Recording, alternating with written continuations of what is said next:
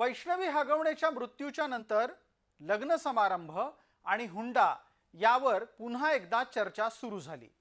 ही चर्चा सर्वच समाज घटकांमध्ये होत असली तरी पण प्रामुख्याने हगवणे आणि कसपटे यांच्यातल्या आर्थिक व्यवहारामुळे ही चर्चा सर्वाधिक मराठा समाजाच्या भोवती फिरताना दिसली। या समारंभांच्या निमित्ताने म्हणजेच समारंभांमध्ये होणाऱ्या वारेमाप उधळपट्टीच्या निमित्ताने आणि या उधळपट्टीत होत असलेल्या वायफळ खर्चाच्या निमित्ताने असा निष्कर्ष काढण्यात आलाय की हे सगळं थांबलं पाहिजे।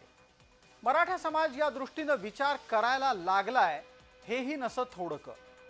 अशा निरर्थक खर्चाचा भार वधूपित्यावर येतो।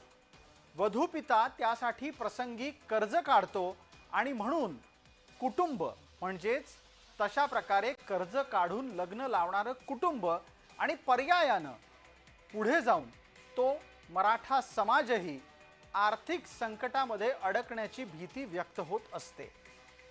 हे अशा प्रकारचे खर्च का वाढतायत तेही लक्षात घ्या, कारण लग्नाच्या आधी आणि नंतरचे सगळे विधी स्वतंत्रपणे करायची हौस सुरू झालेली आहे।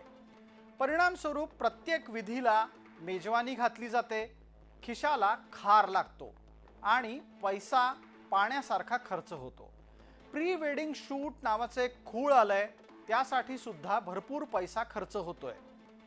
लग्न आणि स्वागत समारंभ वेगवेगळा करणं हे सुद्धा प्रतिष्ठेसाठी महत्त्वाचं समजलं जातं आणि स्वागत समारंभाला लग्नापेक्षा जास्त महत्त्व प्राप्त होत चाललंय।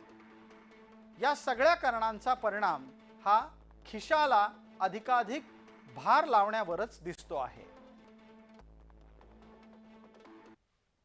मराठा समाजच नाही पण ज्या ज्या समाजामध्ये अशा प्रकारच्या ज्या काही जुन्या प्रथा असतील तर त्या प्रत्येक समाजाने याच्यातून बोध घेऊन अशा प्रकारचं पाऊल उचलणं गरजेचं आहे की ज्याच्यामुळे महिलांची अशा प्रकारे पिळवणूक होणार नाही, त्यांच्या घरच्यांची पिळवणूक होणार नाही। कारण शेवटी समाज म्हणून अशा घटना न घडणं हे समाजासाठी मुशनाव आहे।